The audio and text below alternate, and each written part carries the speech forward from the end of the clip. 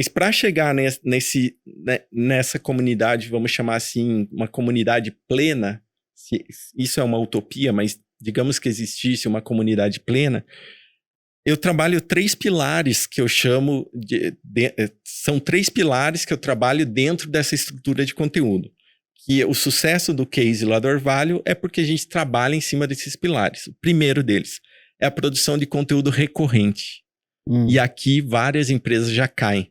Porque você sustentar esse podcast aqui por 1 ano é muito difícil, é oneroso. E às vezes o cara faz o podcast achando que vai vender 1000 tênis, vamos usar o exemplo da corrida, a semana que vem. E não é. Então, o processo de produção de conteúdo recorrente, o que ele gera a partir da teoria? Ele gera uma espécie de contrato de leitura. Então, imagine assim, o Fantástico na segunda-feira, o programa da Globo lá na segunda-feira. Não faz sentido, porque eu acostumei culturalmente, pela recorrência, a trabalhar, a receber no domingo. Organizada por aquele programa que vai ter no final do domingo. Exatamente. Por exemplo, o Sub-12, que é um programa que a gente tem no YouTube do Luciano Subirá. Esse programa, toda terça-feira, 11 da manhã, sobe um episódio desde agosto de 2016. Caraca. Toda semana. Você percebe um pico, assim, de galera esperando? Não necessariamente esperando, porque a lógica da internet ela não é tão linear. Mas, a partir da teoria, a gente parte do princípio que estabelece padrões de comportamento. Então, o cara acostuma com aquilo. Então, são 3 pilares. Voltando aqui para não estender muito nesse pilar, que poderia falar horas só dele. Eu escrevi 400 páginas para defender isso aqui. Agora, tem que valorizar a tese. Vamos lá. Agora, 400 páginas de tese é 800 de um livro normal, sabia? Eu descobri isso no processo. Mas produção de conteúdo recorrente. Então, para gerar esse contrato de leitura, estabelecer essa conexão com a audiência. Aqui já é um desafio. Daí se perguntou de marcas que poderiam servir de exemplo. Talvez a Harley seja um bom exemplo de comunidade. Porque elas têm uma espécie de templo, aqui em Curitiba, na Mário Tourinho, que reúne seus fiéis. E a partir dessa experiência... É doido que os caras vão domingo de manhã, né, meu? Domingo ou sábado de manhã. Acorda domingo de manhã pra largar uma prova de corrida. Sim. Porque na tua comunidade mas é corrida, outra... pô. Mas então, porque é a nossa comunidade. Esse é o ponto. Corrida, pô. Corrida vale. Você percebe que faz sentido pra você? Faz sentido pra pessoa e pro outro. Um passo antes ainda de eu falar o outro tópico. O que se fala nos estudos culturais, que é a base do que eu desenvolvi na tese? Que para gerar sentido ou significado para a vida das pessoas, a gente parte de um processo dialético, falando difícil. Vamos lá. Que é a questão das ideias com a materialidade dessas ideias. O que acontece? Então, por exemplo, a gente vai lá para Israel e tem o Muro das Lamentações. Então, aquele Muro das Lamentações, ele reflete um significado cultural para aquela cultura. E esse significado se transforma numa forma cultural. E essa forma cultural, ela tangibiliza um conceito. Então, por exemplo, a Mário Tourinho, o templo Harley, ele tangibiliza, ele se transforma numa forma cultural. As pessoas que partilham daquele mesmo significado se reúnem naquele lugar. Você pegar o shopping Cidade Jardim, não sei se já foram lá em São Paulo, que é um shopping premium, A mais. Eu não sei se hoje já tem, mas até pouco tempo atrás não tinha entrada para pedestre. O que essa forma cultural revela em termos de significado? Então, você não tem grana, você não é bem-vindo aqui. Então, os significados, eles tendem a se transformar em formas culturais pelas práticas. Só contextualizando aqui... E é possível criar isso no espaço virtual ou tem que ter uma interação... Tinha os 3 pilares ali do Então, do é conteúdo. O terceiro pilar que vai responder a isso. Então, o primeiro pilar, a produção de conteúdo recorrente, que é um desafio. Então, eu sempre falo, quando eu presto consultoria, cara, você teve uma ideia genial de fazer um podcast pulando de paraquedas.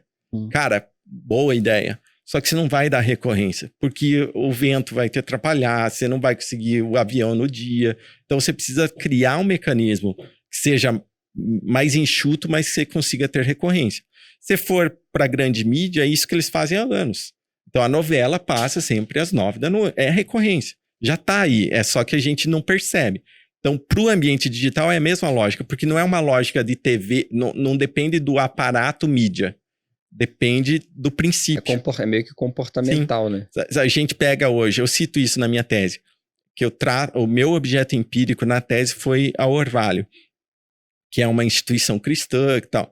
Daí você pega assim, o Orvalho é um case porque lida com o digital. Não, Martinho Lutero, 1500, já fez isso.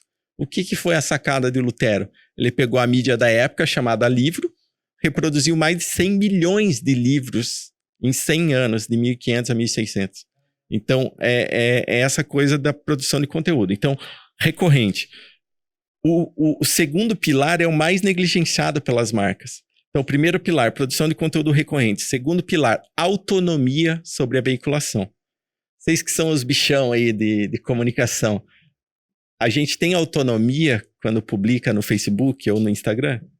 Já era. Nenhuma. Já era. O Joey Pulitz, que é esse cara do marketing de conteúdo, ele fala você assim... consegue aumentar ela na medida que você paga para imprimir, Pagou já não é tão autêntico. Lembram lá da autenticidade, que é uma demanda do marketing digital? Então, mas voltando aqui, autonomia. Então, o Joey Pulitz, ele fala que estar nas redes sociais é tipo morar de aluguel. É uma audiência que não é tua, é do Zuckerberg. Imagina se todo o trabalho da Hero tivesse acontecido para formar uma grande comunidade no Orkut. Nem existe mais Orkut. Tem indícios aí para voltar. Para quem não sabe o que é Orkut. Tem muita gente, quando cai a conta no Instagram, a pessoa perde. Ou que você fica refém do WhatsApp para fazer negócio.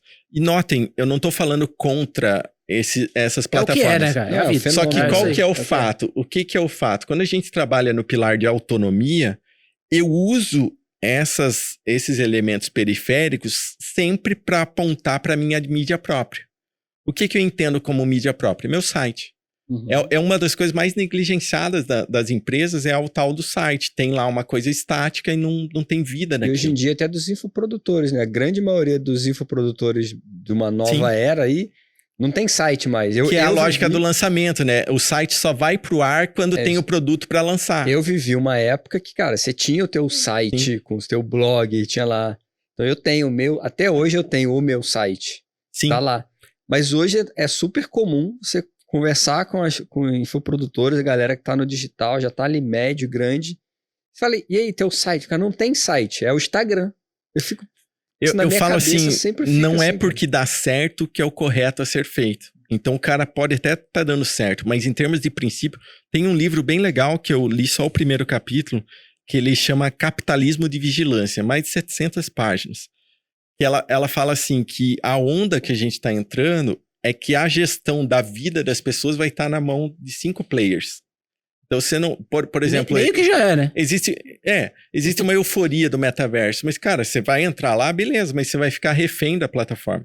Então, voltando aqui para o princípio. Então, produção de conteúdo recorrente, autonomia sobre a veiculação. O que é autonomia? É teu site. Isso aqui implica em várias questões técnicas de SEO, de um monte de coisa que vai contribuir para tua marca, para o teu negócio. Isso é um ponto. Outra questão, o domínio da base de e-mail marketing. É uma alternativa porque você tem autonomia sobre a tua base. Você tem, por exemplo, eu lido bastante com igrejas. O templo é uma mídia. Uma revista interna própria. Ah, mas revista não dá certo. Conta isso para a Latam agora. Conta isso para a Gol. A revista, não. Tem uma revista de 1800 da John Deere que chama The Furrow. Ela está em veiculação até hoje. Que doido. Você vai dizer que não dá certo a revista. Isso também é uma coisa que eu aprendi a partir da teoria, a fugir dos mantras do marketing digital. Por exemplo, o marketing digital fala, não, você não pode fazer texto longo. Eu tenho meu Analytics lá do Orvalho, o que mais tem acesso são os textos mais densos.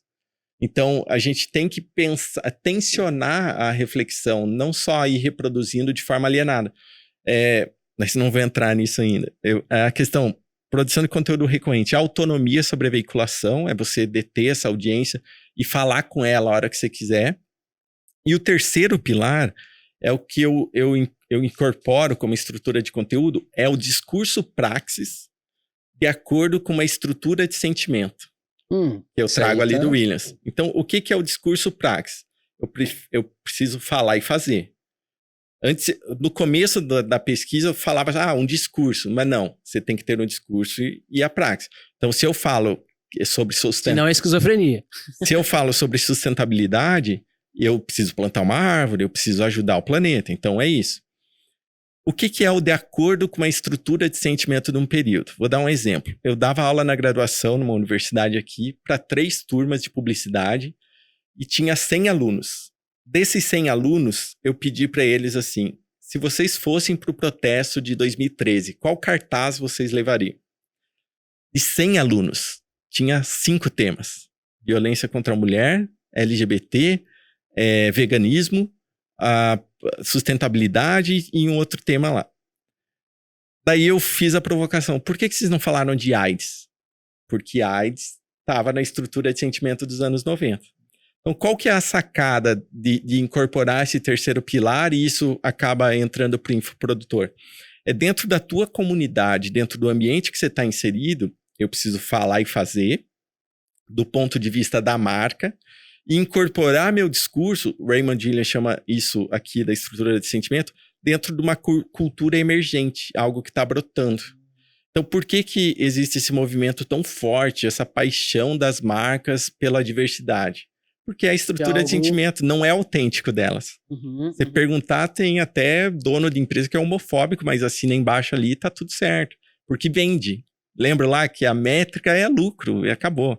Então, se incorpora essa narrativa porque é o que vende. Então, para nós, como infoprodutores, como o cara que está ali numa comunidade menor, qual é a estrutura de sentimento da minha comunidade que vai fazer sentido para ela eu abraçar como causa e como tema. Mas aí tem que ser para ela e para o momento. Tem que ter uma conexão aqui. Sim. E se você tá falando uma coisa que não tem nada a ver com o momento... Tem que fugir, tem que ser autêntico. Esquizofrenia, né? Tipo... E tem que ser autêntico. Quer ver um exemplo de marca? Assim? Deixa eu só concluir esse raciocínio. Então, do ponto de vista da marca, falar e fazer, e do ponto de vista do usuário, precisa haver uma provocação de quem é o infoprodutor para o cara tirar a bunda da cadeira. Que é assim, a questão o exemplo, até vou usar em aula o exemplo do Beto, que é muito isso, assim. Você não tem só a receita, você tem uma materialidade. E quando você tira esse cara da passividade, ele teve a experiência vivida. E na medida que isso acontece, poxa, eu vivi isso, se torna um pensamento hegemônico. Um exemplo prático, assim, dessa falta de autenticidade e que é um problema para as empresas quando ela incorpora um discurso da estrutura de sentimento, mas que aquilo não é autêntico, é porque ela se torna oportunista. Vocês derem um Google aí, eu não vou falar marca. Mas assim, a maioria... Vamos lá, vai, a maioria... Mas deixa eu falar uma marca hoje, a marca hoje levanta a bandeira aqui no Brasil, diversidade, diversidade, diversidade. Aí você vê a mesma marca apoiando a Copa do Mundo lá no Catar, que tipo, cara, não tem diversidade nenhuma. Não foram pro Catar, né? Por que cargas d'água essa marca não levanta a bandeira da diversidade lá? Que é até mais relevante lá do que aqui, porque lá não vai dar lucro. Aqui vai dar lucro. Você deu o exemplo Copa do Mundo, eu ia falar do exemplo Olimpíadas 2016. Se vocês repararem, na abertura das Olimpíadas, o uniforme que todos os atletas usavam era de uma marca de varejo. A hora que eu olhei aquilo, eu que era do meio do marketing esportivo, atleta, eu me senti... pode parecer, que sensível. Cara, eu me senti ofendido pela marca. Porque essa marca, ela não tem relação nenhuma com o esporte, historicamente.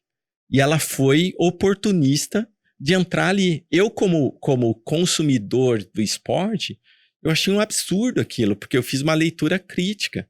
Eu vou falar um cara que é o Adorno, ele fala assim que a enxurrada de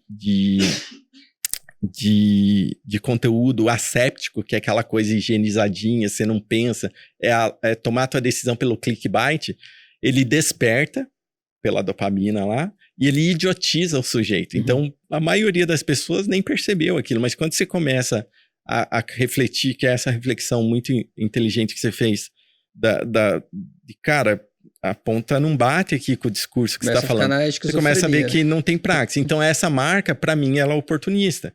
Outra situação... Então, mas Você enxerga isso porque você entende isso. Sim. Mas as pessoas não enxergam?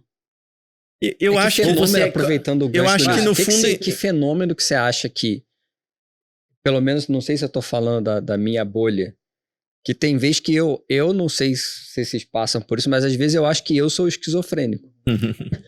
Porque no meio Será de que só eu que tô vendo isso aqui, galera? Esquizofrênico, pelo que você tá falando, eu fico achando que eu sou esquizofrênico. Eu fico assim, gente, como é que pode? Ninguém tá vendo que essa marca aqui fez isso e aquela fez isso, e essas coisas não fazem o menor sentido, e que existe uma motivação por trás da marca fazer aquilo.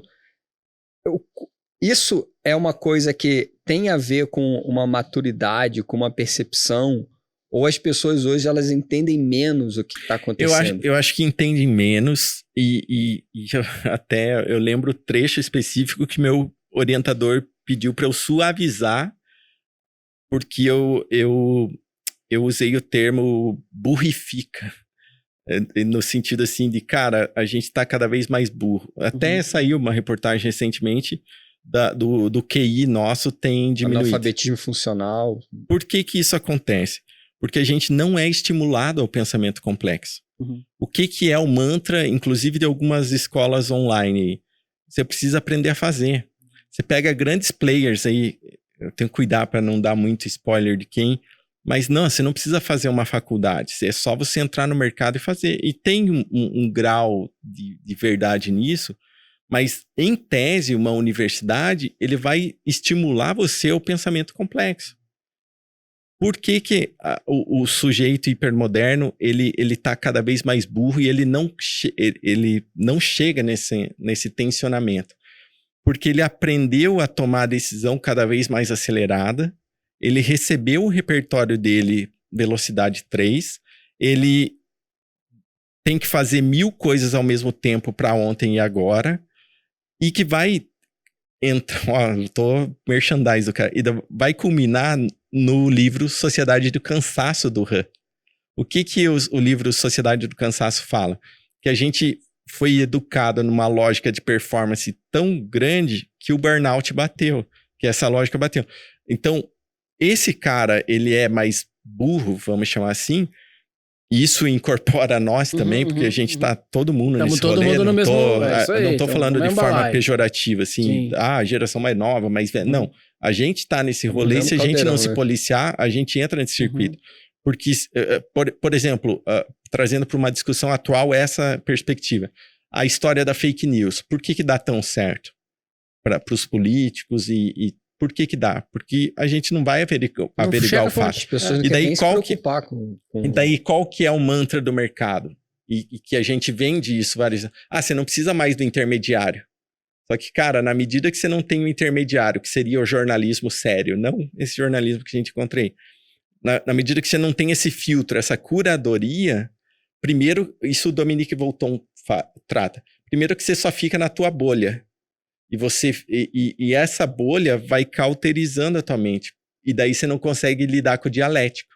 Então, por que se eu sou Bolsonaro, eu vejo um petista, eu tenho que ir lá dar 2 tiros nele, que é um caso recente, hein? Porque eu não consigo lidar com o divergente, porque eu tô só inserido nessa bolha. Então, a onda do digital é legal, mas a gente ficou a expressão é essa. A gente cauterizou a nossa mente na nossa bolha. E a gente não tem a capacidade cognitiva de olhar para... por exemplo, a teoria se explicando na prática. Você buscar no Google Trends lá, eu vi um treinamento do Google, eles falaram disso. Eu não lembro qual o ano da pandemia, mas a palavra mais buscada durante a pandemia foi empatia. Por que não há empatia? Porque a gente está com essa mente cauterizada, cada um na sua bolha, a gente não sabe lidar com o dialético. Então eu vejo o cara do time A, eu torço pro B e eu tenho que bater no cara. Então essa que é o fenômeno que a gente parece bicho as torcidas com essa volta para os estádios. Tem um monte de casos que tinha parado e tá voltando. Porque a galera não consegue tensionar as coisas. Tem essa tendência de que você tá falando aqui é muito verdade. Hoje é tudo simplificado, né, cara?